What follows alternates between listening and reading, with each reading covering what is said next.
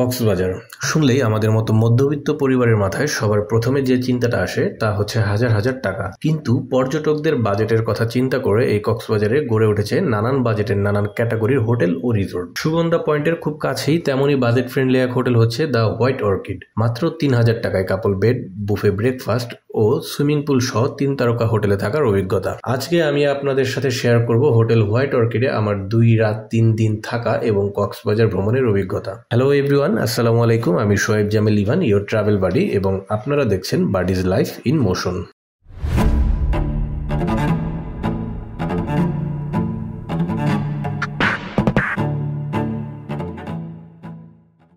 আমাদের যাত্রা শুরু হয় উত্তরার আবদুল্লাপুর বাসস্ট্যান্ড থেকে।